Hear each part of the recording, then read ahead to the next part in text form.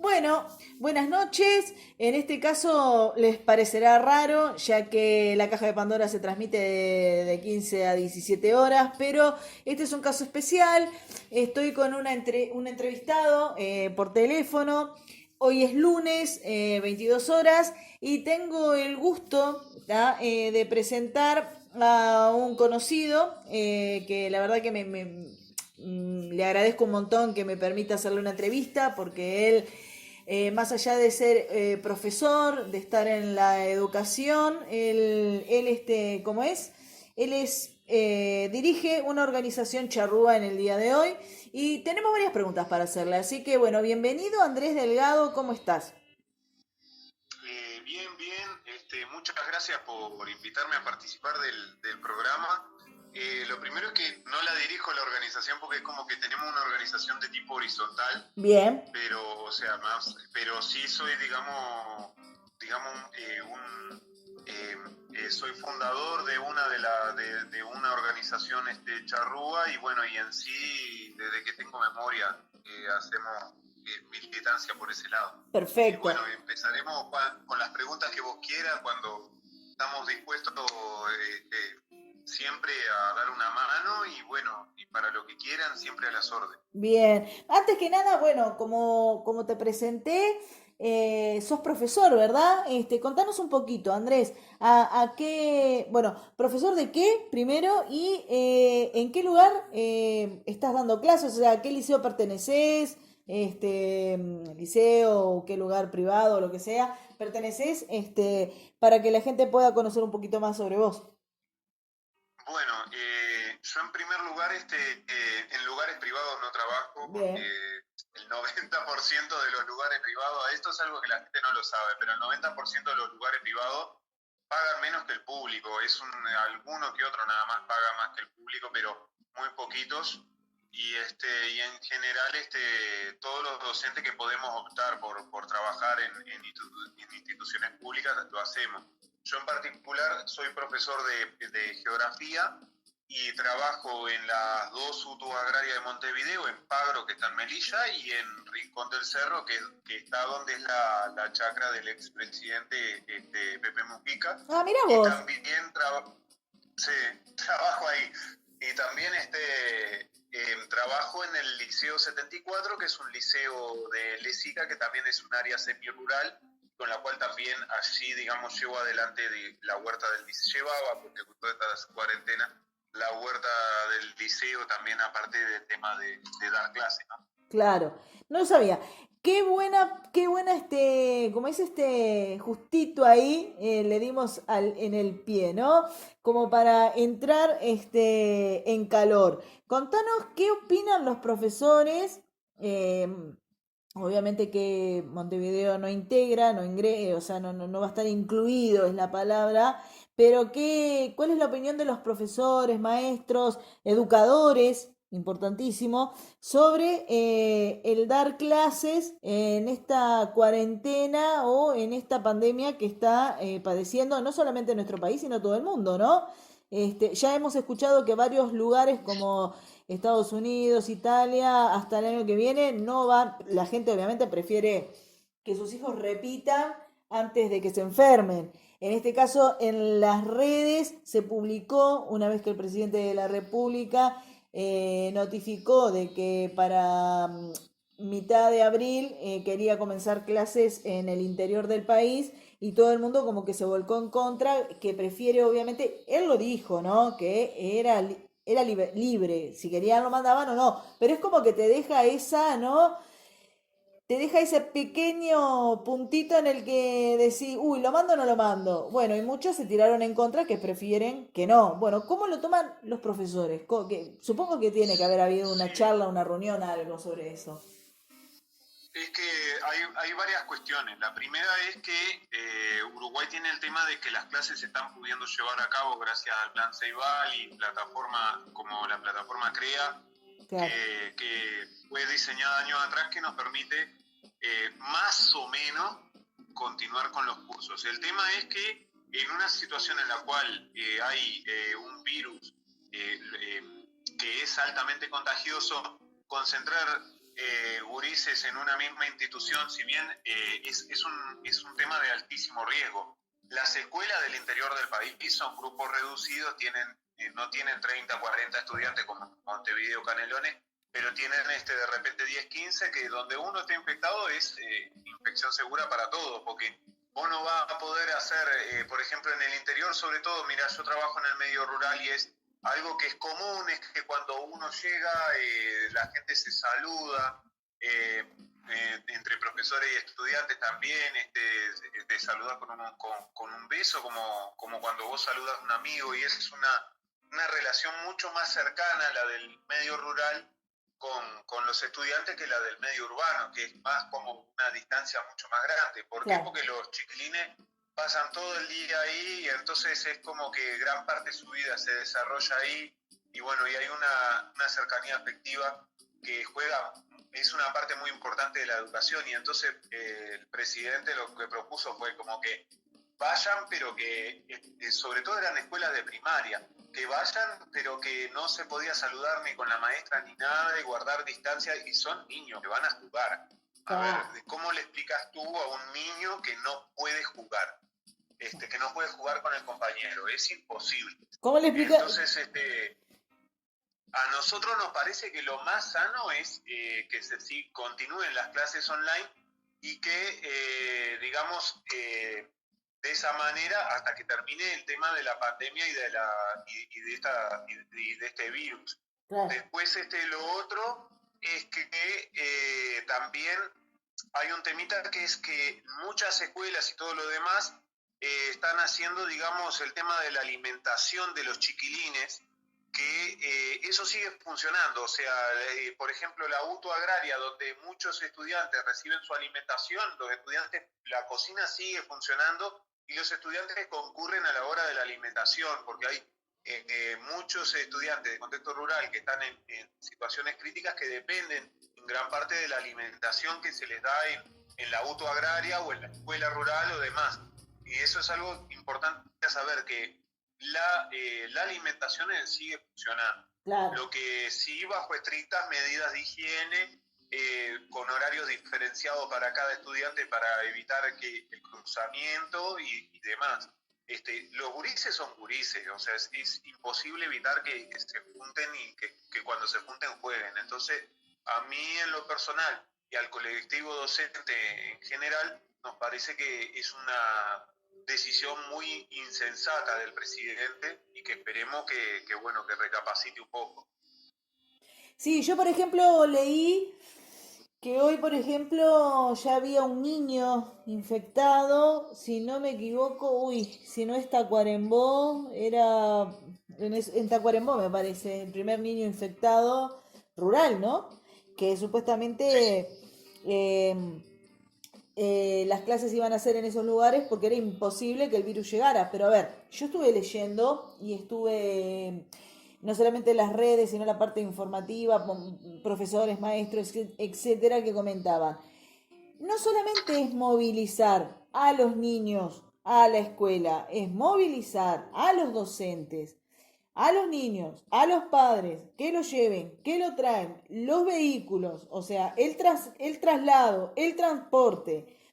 No solamente es todo eso, sino, como decís tú, ¿cómo le decís a un niño que no se relacione con otro niño, que no se toquen la mano, que no se den un beso, que no jueguen, que no compartan un juguete? O sea, no lo entienden, no lo entendemos nosotros, que nos cuesta este cambio de hábito abrupto, ¿tá? Porque es un cambio de hábito abrupto. Imagínate un niño que en su inocencia lo que quiere es estar compartiendo cosas con otro.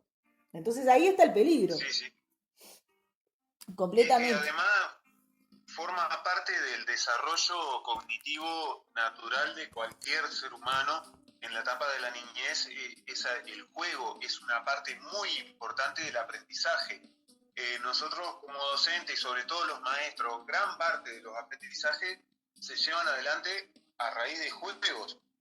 Tiene una función muy importante para el aprendizaje. Claro. Yo, o sea, te pregunto también, hago al revés, te pregunto a vos y a todos, que se pongan a pensar cuántas cosas uno aprendió de niño jugando. Es Y verdad. entonces, uno muchas veces, de repente las personas más de 60 años o más, o más veteranas, capaz que en la escuela no lo hacían jugar mucho como método de aprendizaje, pero hoy en día, digamos, que digamos la pedagogía como ciencia ha avanzado bastante más y se ha descubierto lo que es el valor pedagógico del juego, sobre todo en la etapa de la infancia se llevan a cabo muchísimos juegos de aprendizaje, incluso no solo eso, sino que se fomenta también que los padres traten digamos, de ayudarlo de manera lúdica a los gurises para fomentar eso. Y el trabajo en equipo es muy importante. El Claro. trabajo en equipo porque sobre todo estamos viviendo una época de una modernización laboral en la cual prácticamente el trabajo individual tiende a diluirse cada vez más y a hacer cada vez más el trabajo en En equipo equipo. porque son inabarcables para un ser humano solo un montón de tareas que se desarrollan y entonces se trata de fomentar, por un lado, se dice que para la sociedad moderna y todo lo demás hay que fomentar el trabajo en equipo desde la más tierna infancia, que además fomenta valores como la colaboración, la ayuda mutua y demás, pero por otro lado viene esta decisión del gobierno de que todo eso que tiene esos aportes en valores tan positivos no se puede hacer. Se tiene que hacer, o sea, lo que está proponiendo el gobierno es que se haga una educación como lo era en la década del 40, Es más o menos. imposible.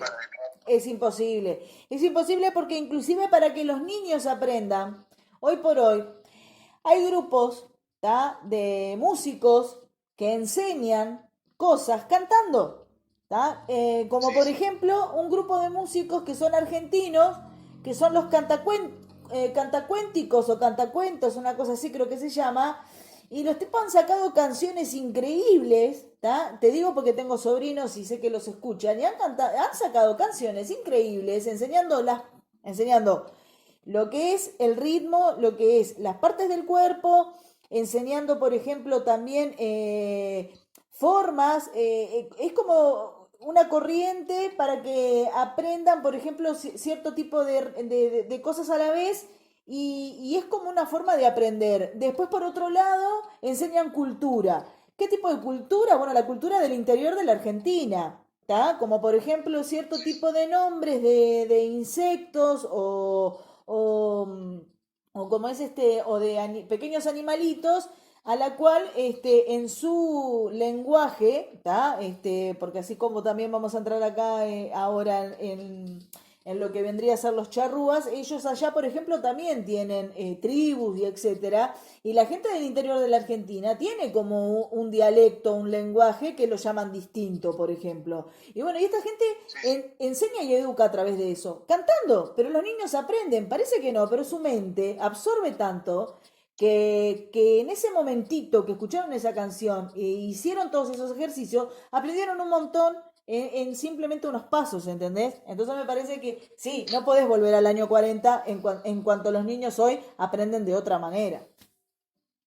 Sí, ni hablar. Y además, fíjate vos que, por ejemplo, trayendo también el tema indígena, lo que se conservó del idioma charrúa,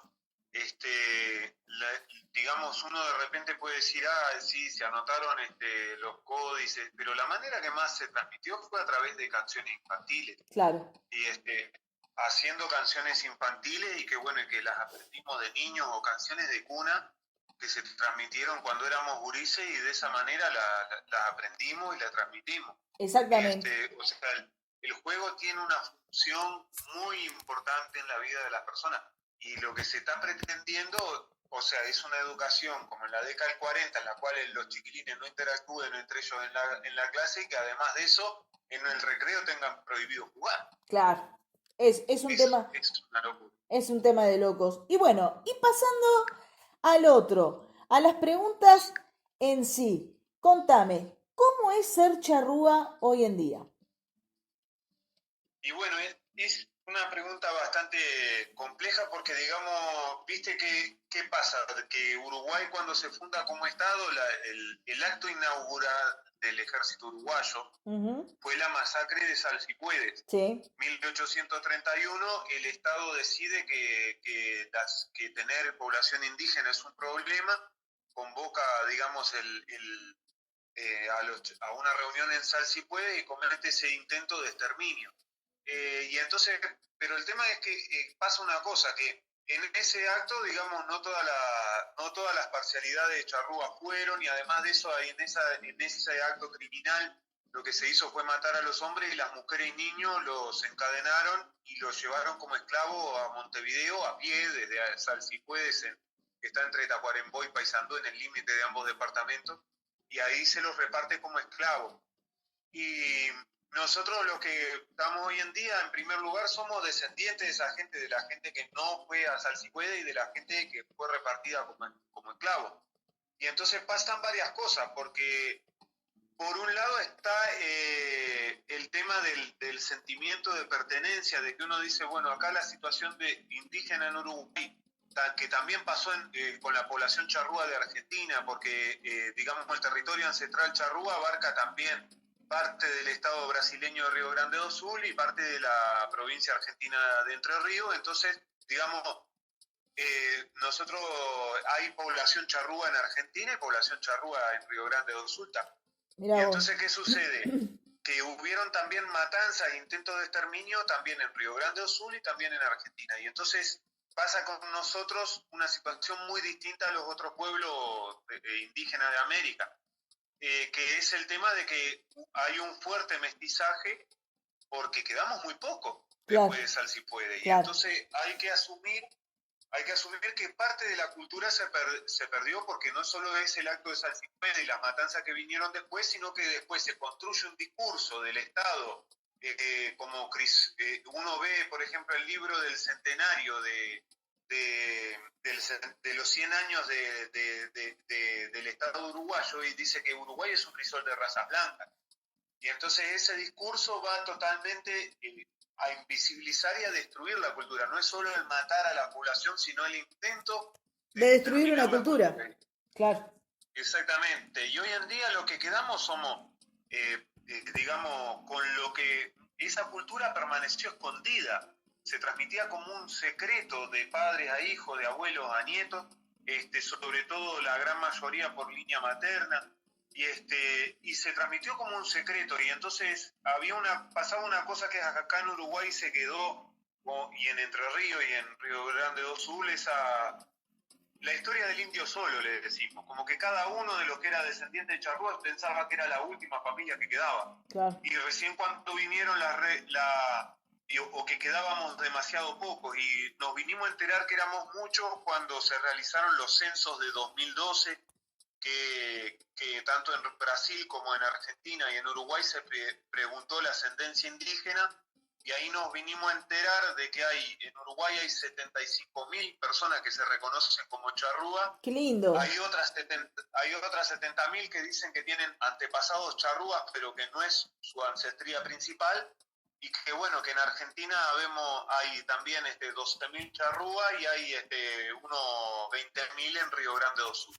Mirá Siendo vos. igual acá, la inmensa mayoría vive hasta el día de hoy en Uruguay. Y no es solo un tema de sangre, sino, como te digo, es el mantener la cultura, porque mucha gente de repente puede tener todos los rasgos indígenas, pero su cultura fue borrada, porque capaz que es descendiente de alguno de esos bebés que se los arrancaron a las madres y los repartieron en Montevideo como esclavos, y esos bebés o niños los obligaron a olvidarse de su cultura. Y nosotros, cuando se empiezan a reorganizar las organizaciones indígenas, después de que terminó la dictadura militar en el 84, se empezó con un tema muy fuerte del rescate de la cultura, porque ese botija que tiene una ascendencia indígena pero no lo sabe porque el Estado es responsable de que no lo sepa, porque hubo un proceso de intento de exterminio y un genocidio cultural. Y Claro. el que es responsable de que él pierda su cultura es el Estado uruguayo. El Estado le Entonces nosotros niega. decimos,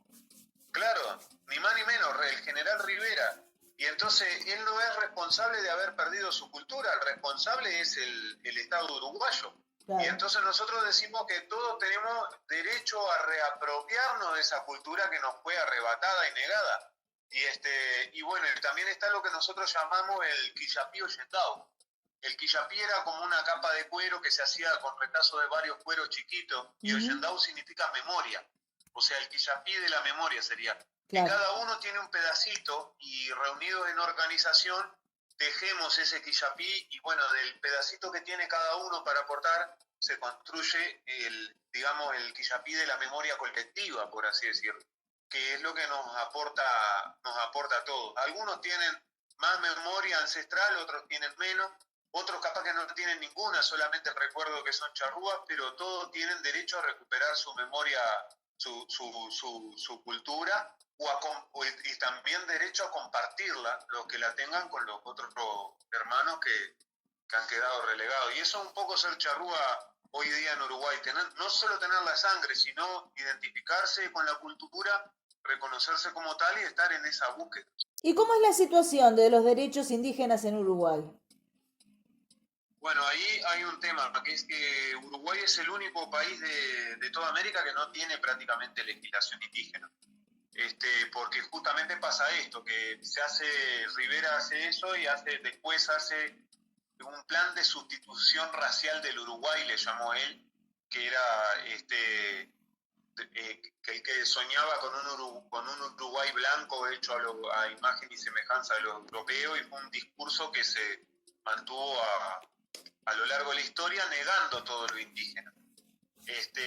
Y a pesar y el tema es que lo único que menciona a lo indígena en la legislación uruguaya es que el 11 de abril, que es el aniversario de la matanza de Salsipuedes, en 2007 fue declarado como Día de la Nación Charrúa y la Identidad Indígena en Uruguay, que eso es una especie de reconocimiento no del todo formal por parte del Estado uruguayo. Y después tenemos en la Ley de Educación del 2008, digamos que se reconoce como que la herencia cultural uruguaya es criolla, afrodescendiente e indígena.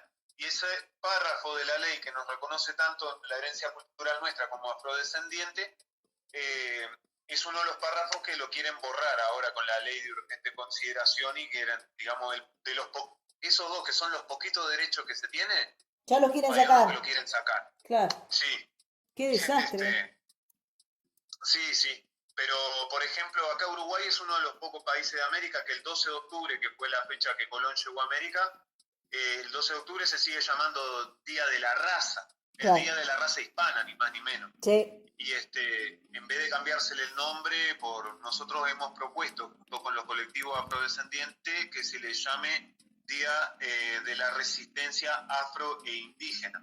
Pero bueno, no, digamos, hasta ahora no hemos logrado avances en eso. Bien. ¿Y cuándo y por qué te integraste al movimiento indígena? Y mirá, yo en sí, el por qué, porque siempre mantuvimos esa cultura en mi familia, Sí. pero cuando me integré, fue hace ya mucho.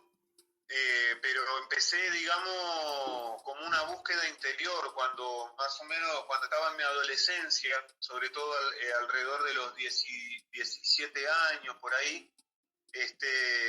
Empecé, digamos, con una búsqueda más, con ciertas inquietudes más ambientales y espirituales, que es algo común a todo lo que nosotros, a lo que estamos en el movimiento indígena, la protección de nuestra Beadajá, o sea, de nuestra madre tierra. Ujú. Y bueno, y en esas inquietudes sobre el tema ambiental, y el tema espiritual, eh, es como que, bueno, allí en muchos hermanos que estaban en la misma, y bueno, y ahí me integré primero al colectivo Bascuadín Chalá, que forma parte del CONACHA, que es el Consejo de la Nación Charrúa, que el CONACHA nuclea a la gran mayoría de las organizaciones indígenas del Uruguay. No a todas, pero a la gran mayoría. Y ahí me integré a ese colectivo, ya yo tengo 31 años, así que ya Sí. hace más de 10 años, ya hace como 13 años, de esto, y a militar activamente. Mi familia siempre estuvo vinculada desde que yo era niño. La sangre indígena en mi caso viene por parte de mi padre, que también siempre estuvo, Claro. pero siempre estuvo vinculado y demás. Y contame, ¿cómo lo combinás? ¿Lo charrúa con la docencia en tu vida? ¿Cómo es esa combinación? Y mira, es una combinación compleja porque mucha gente se piensa que uno por ser indio tiene que vivir de taparrabo y pegado al monte como hace 200 años atrás. Y yo le digo, y bueno, pero a ver, vos sos uruguayo y no vivís como los uruguayos de hace 200 años atrás Y tampoco. no, obviamente que no. Y es claro, y es bueno, una parte muy importante es combatir un poco eso, el decir, mira, nosotros la población indígena en Uruguay que nos reconocemos como tal, también tenemos derecho a una educación terciaria digamos, y a poder entonces aportar al total de la sociedad desde ese punto de vista y a nosotros mismos. Y en sí la forma es porque la geografía, digamos, es una ciencia ambiental y entonces yo a través de la geografía pude profundizar mucho en los conocimientos que tenía transmitido de padre a hijo Claro. mucho de los, sobre todo los conocimientos en cuanto a la parte territorial, en cuanto a la parte de ambientes, los conocimientos de ecología, que son conocimientos que son comunes para toda la población charrúa o para gran parte de ella, y que bueno, que en la geografía yo le agregué un tinte de ciencia y en la docencia lo pude enseñar. Y además de eso, yo me enfoqué en la educación rural siempre, que es todavía más afianzado a esa raíz indígena, porque en lo rural hay muchas costumbres indígenas que están en la totalidad de los uruguayos, pero más aún en la parte rural. Y entonces, bueno, ahí pude como cultivar lo que yo era, por así decirlo, y además reforzar todos mis conocimientos territoriales y ambientales Claro que y ese, aportar más al colectivo, ¿no? A ese Quillapí de la memoria, a ese Quillapí Ollentau, poder aportar todavía más. claro, porque en realidad viene a ser todo lo que es bien dijiste vos, los cultivos, el agro, todo eso viene más arraigado, ¿no? Es una cultura muy de eso. Exactamente. Exacto. Y contame, en este momento, ¿qué están haciendo las organizaciones charrúa? O sea, en el día de hoy, ¿qué es lo que hacen? ¿Cómo se manejan? Como para seguir adelante. ¿Cuál es su proyecto, Bueno, su... sí, mira, yo pertenezco, ahora digamos, estoy perteneciendo a un colectivo que es Jaguar Verá, Ajá, que nosotros, digamos, el colectivo se fundó hace 4 años y somos parte del CONACHA. Y el colectivo surgió porque había, digamos, mucha gente que se le dificultaba reunirse donde, en el lugar de reunión de Bajbadén Chalá. Y bueno, la gran mayoría, cuando empezamos siendo una organización de la zona de Lezica, Melilla y zona adyacente hasta La Paz, y actualmente crecimos un montón porque adquirimos esa identidad propia que nos caracteriza. Y depende del colectivo,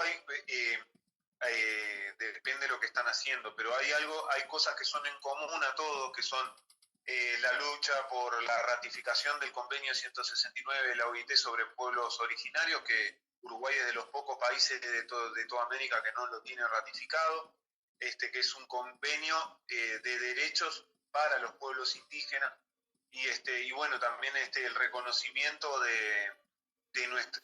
siempre trabajar desde la difusión de nuestra cultura y el fortalecimiento de nuestros saberes culturales y también en torno a lo ambiental, ¿no? Al defender nuestro modo de vida y digamos, a las luchas por las causas ambientales. Ahora a todo eso se le suma la crisis sanitaria y la crisis económica que estamos viviendo, que por ejemplo nosotros en Jaguar Verá estamos colaborando muchísimo con todas las ollas populares de la zona, nosotros estamos haciendo todos los días 100 panes caseros para la olla popular de Colón, o sea, todo de manera voluntaria, ¿no? sí, claro. También dando una mano en la olla popular de Colón, también algunos aportes a la olla de la tablada y algunos merenderos de la tablada, en los cuales también estamos elaborando con los árboles nativos, con nuestros frutos indígenas, hemos elaborado mermelada que la utilizamos para agrandar las canastas populares que se reparten y bueno y también se han hecho bueno continuando también con la tarea informativa en torno a este 11 de abril que fue ahora hace poquito pero digamos, estando dando una mano porque uno, a pesar de que no tenga nada, tiene que ser capaz de dar la vida y darlo todo por los que están peor que uno. Y a Claro, nosotros, nuestra organización nos ha golpeado fuerte porque quedamos prácticamente todos o con teletrabajo o en seguro de paro o directamente desempleados, porque es una realidad que la población charrúa somos todos pobres y no hay ningún charrúa rico, y la realidad es que, bueno, que nosotros en ese sentido nos hermanamos con todo el pueblo uruguayo en esta situación, en la cual no solo es la crisis sanitaria, sino la crisis económica que viene de la mano de la cuarentena y de todo lo demás, ¿no? Y claro. en eso es lo que andamos actualmente. Muchas veces capaz que no levantamos mucho la perdiz porque no tenemos los medios como para hacer grandes difusiones ni nada por el estilo, pero estamos metiendo mano, haciendo tapabocas también, por ejemplo, y repartiéndolos gratuitamente. Y no es que lo repartamos gratuitamente porque a nosotros nos sobre, es que también recibimos donaciones, hacemos y las damos, y nosotros también necesitamos, ¿no? No es que andemos tirando manteca al techo Y ni nada no, por el estilo, sino claro. que enfocamos en eso nuestra tarea porque nos damos cuenta que es una situación emergente. Hay otro que también, bueno, con el tema de estar contra UPM y demás, pero todos estamos más o menos en esas líneas. Es que debería de ser como un ida y vuelta, ¿verdad? O sea, más allá de que uno da sin intención de recibir, pero obviamente que hay veces que hay gente que también da y necesita. Y ahí es donde de repente tendría que estar alguien que realmente tiene para ayudar a esos que dan sabiendo que lo necesitan, pero que estaría bueno también acordarse de que se les puede dar esa mano, ¿entendés? O sea, es como medio, o sea, ¿cómo te puedo explicar? Es la realidad, pero en el sentido de que es como confuso, pero a su vez es, o sea, la gente tiene que entenderlo. A ver, ustedes que realmente necesitan, dan, porque hay gente que más necesita. Entonces, el que ve Sí, sí. eso debería de ayudarlos a ustedes para que a ustedes se le alivianara un poco más la situación, ¿no? Ahora, una pregunta que Sí. me quedó pendiente en el tintero. No hay ninguna, más allá de que ustedes son una organización, me quedó pendiente si ¿hay alguna otra organización, digo, que a ustedes los apoye o pongan, o sea, le pongan el pecho, le pongan la espalda, o le pongan lo que sea para que ustedes puedan seguir avanzando con este proyecto, con esto que tanto desean y salir adelante y poder conseguir todo lo que necesitan? ¿O en realidad están como, a ver, luchándola solos y no hay nada atrás o sea, que los pueda, como las ONG o como cosas así? ¿Hay algo que los ayuda o que los apoya o están No, no, varados? no. Varados. No, no, nosotros, digamos, estamos con nosotros mismos. Claro. Como apoyo, digamos, los únicos apoyos que hemos recibido de determinada manera fue hasta digamos, los tres gobiernos frente amplistas. Lo único que han hecho por nosotros es que cada 11 de abril nos habilitaban, nos pagaban ómnibus y demás para poder ir a Salsipuede a realizar una ceremonia en el lugar y demás, en el mismo lugar de la matanza, que fue algo que nosotros solicitamos. Y bueno, era el único aporte del gobierno. Además de que, bueno, de que el año pasado fue el año de las lenguas indígenas y realmente el gobierno, por ejemplo, a los que el idioma charrúa lo intentaron matar y demás, pero hay gente que lo continúa hablando, y entonces el gobierno hizo un gran esfuerzo por reunir esas personas que mantienen el idioma, pero después nada más, no recibimos fondos de nadie, no. Nosotros, digamos, somos una organización social, no una ONG ni nada por el estilo, y bueno, y eso tiene su pro y su contra, porque el pro es que no nos debemos a nadie, salvo a nosotros mismos, y la contra es que, bueno, que muchas veces faltan los medios materiales, pero la resolvemos igual, ¿viste? Nosotros somos así, a los araditos con alambre, como quien dice, y tenemos que agradecer siempre mucho la ayuda recíproca que damos y recibimos del movimiento afro. Y también, bueno, hay algunos sindicatos, como por ejemplo el sindicato POSE, del Sindicato del Agua, con el cual estamos juntos en muchas luchas, pero o sea, una unión circunstancial de determinadas luchas en las cuales estamos juntos por materia ambiental y demás. Pero no, así apoyo económico no recibimos de ningún tipo de nadie. La garra en realidad es bien charrúa, no hay vuelta. Exactamente. La garra es bien charrúa. Y ahora ni te quiero decir, con este gobierno los quieren desaparecer, así que, o sea, están como, hay que lucharla más, hay que meter más garra Sí, para, sí, para no desaparecer. es que justamente, mira, el 1 de marzo nos enteramos que este gobierno, el MIDES, que era, digamos, lo que nos apoyaba con el ómnibus a Salsipuede, resolvió que no nos iba a apoyar más y que no quería tener ningún tipo de negociación con las organizaciones indígenas. Y entonces, bueno, nosotros buscamos la manera y al final el Instituto de Derechos Humanos nos dijo que nos iba a apoyar estos 5 años con un solo ómnibus, o sea, para 40 personas nada más, Ajá. para poder ir a Salsipuedes, pero bueno, nos rebuscaremos de nuestra manera, seremos menos capaz porque mucha gente no tiene los medios para poder ir, pero Claro. la ceremonia en Salsipuedes se seguirá haciendo año tras año. Y sí, no queda otra. A pie, igual. Uno cuando desea las Sí, sí. cosas, las hace y no importa cómo, pero se llega a su fin.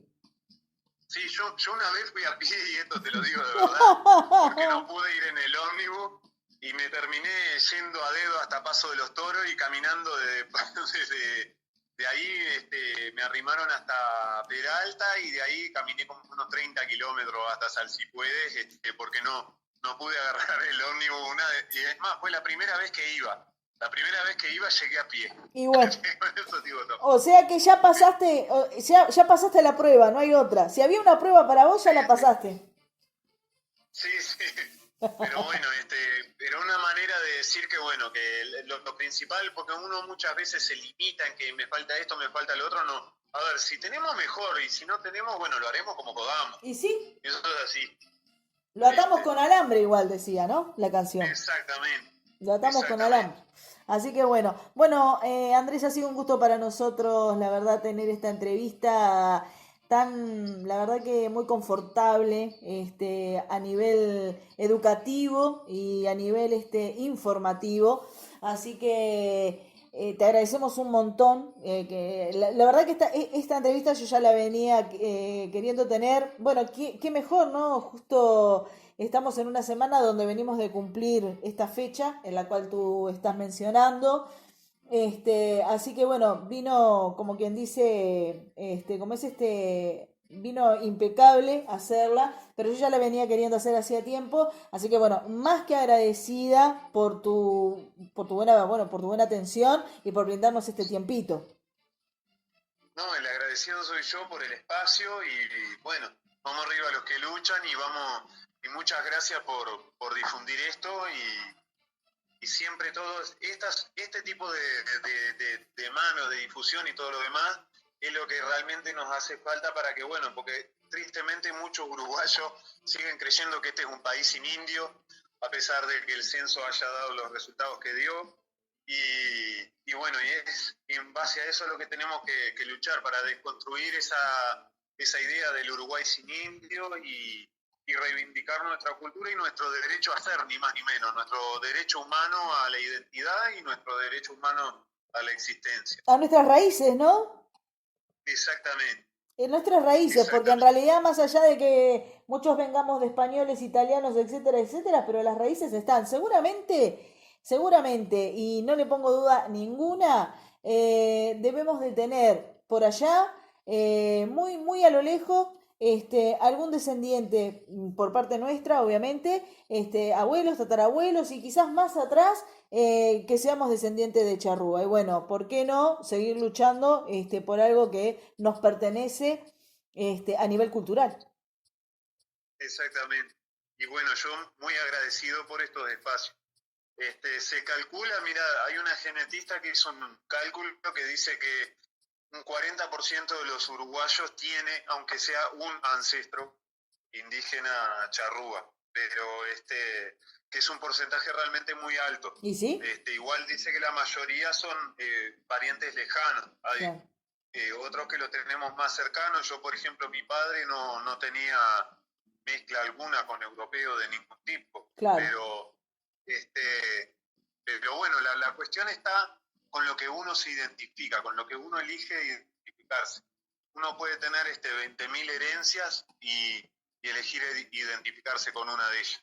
Es verdad, es muy cierto. Así que bueno, te agradecemos muchísimo esta entrevista nuevamente y como verán es una entrevista grabada, estamos lunes, en este momento son las 22:50, así que bueno, esto obviamente sale de 15 a 17 horas en la caja de Pandora y estaremos este día miércoles pasándolo y muy contentos de que los oyentes a través de la caja de Pandora guión Radio Viva y la caja de Pandora en Radio Viva Online lo puedan escuchar. Un beso grande, Andrés. Muchas gracias por, bueno, por esta entrevista y bueno, vamos arriba, que siga saliendo Vamos todo. arriba. Muchas gracias, vamos arriba. Chau, chau.